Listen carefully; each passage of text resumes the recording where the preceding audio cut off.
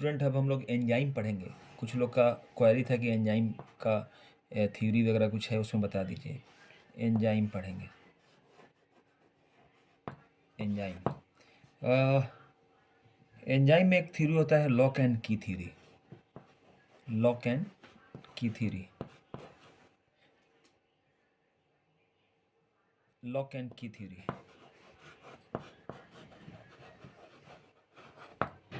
इसके पढ़ने से पहले एक हम लोग चीज़ करेंगे। एंजाइम होता क्या है? एंजाइम से प्रोटीन ही होता है, बट कुछ न्यूक्लिक एसिड भी हम लोग जो कि एंजाइमेटिक होता है, जैसे राइबोजाइम्स होता है, एक्सेप्शनल है, वो लोग हम लोग पढ़ेंगे कि टोटल एंजाइम जो होता है वो प्रोटीनियस होता है, प्रोटीन के बना रहता है। मगर कुछ एक्सेप्शनल में एंजाइम्स है हम लोग पढ़ेंगे, उसका है नाम, वो है न्यूक्लिक एसिड राइबोजाइम।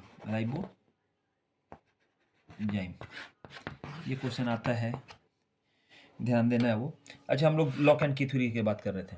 अच्छा, एंजाइम होता क्या है? मान लीजिए कि एंजाइम में क्या है कि एंजाइम प्रोटीन है, उसका स्ट्रक्चर मान लो कि ऐसे है।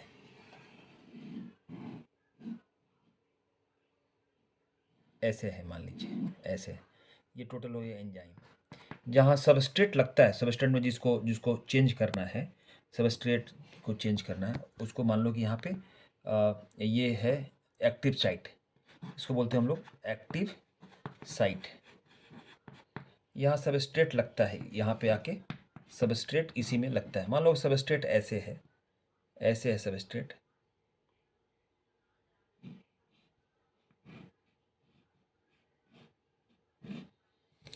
तो ये क्या होगा कि ये लॉक है।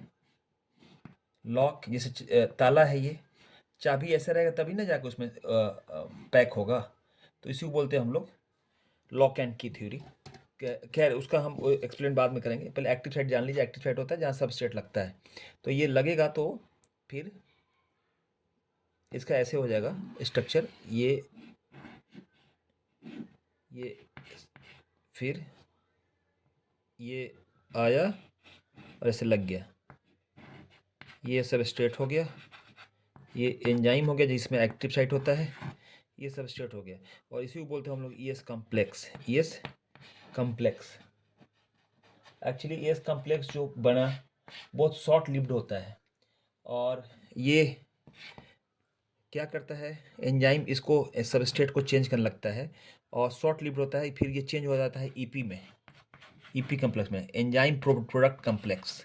ये चूँकि इसको जो बीच में जो एसोसिएशन है बहुत लूज होता है, बहुत वीक होता है, तो फाइनली हम लोग एंजाइम और प्रोडक्ट में चेंज हो गया।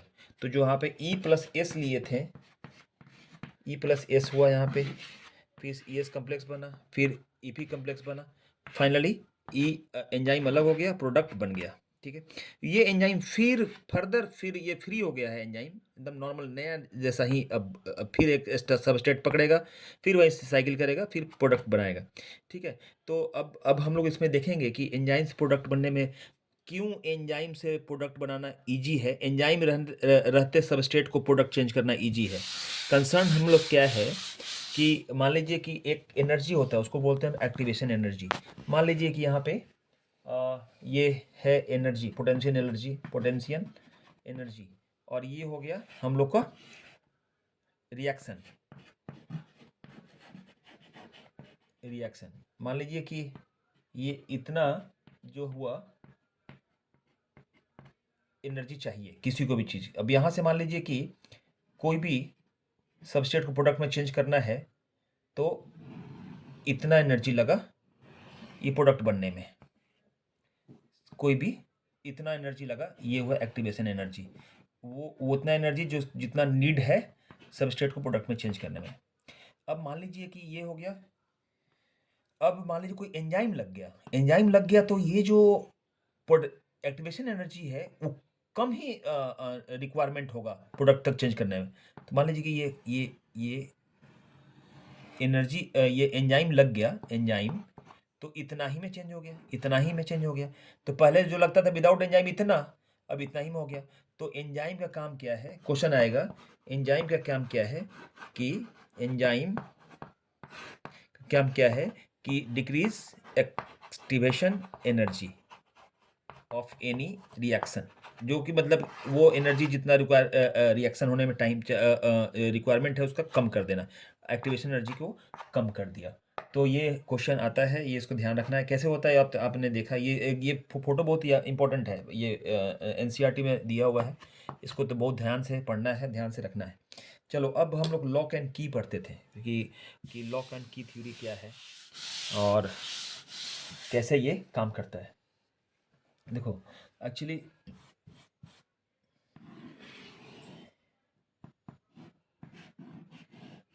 ये एंजाइम हुआ, ये सबस्ट्रेट हुआ,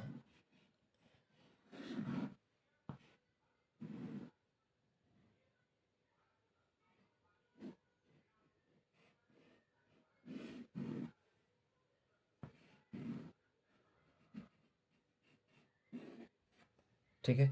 अब एंजाइम हुआ, ये सब सबस्ट्रेट हुआ, ये कौन सा जाके इसमें अटैच होगा। देखो ये ताला हुआ, ये कौन सा चाबी जाकर लगेगा इसमें, ये नहीं लगेगा, ये तो टेढ़ा है, ये ऐसे जिग जाएगा, ये नहीं लगेगा, तो यही जाके करेगा। तो इसको बोलते हैं हम लोग कि एक स्पेसिफिक एंजाइम के लिए स्पेसिफिक सबस्ट्रेट होता है, तो यही जाके इसमें अटैच होगा, इसको बोलते हैं लॉक एंड की। अब कोई और नहीं जा सकता है, ठीक है। कुछ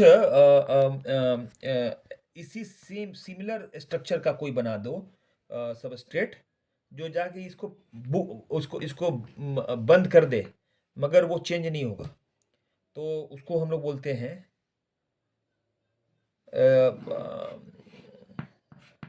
ये सबस्ट्रेट हुआ, और उसको बोलते हैं इनहिबिटर, इनहिबिटर बोलते हैं। जैसे एक एंजाइम है, हम लोग उसमें एग्जाम्पल है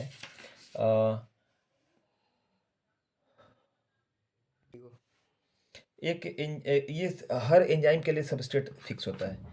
एक होता है एक इसी में आता है inhibitor, inhibitor competitive inhibitor, competitive inhibitor. Competitive मतलब वो इनहिबिटर जो है ना सेम देखने में लगेगा सबस्ट्रेट के, रिसेंबल होता है, बट वो सबस्ट्रेट होता नहीं है। वो क्या करेगा कि कॉम्पिटिटिव इनहिबिटर मतलब competitive inhibitor is a substrate which resemble with actual substrate which block the enzyme and inhibit the pathway।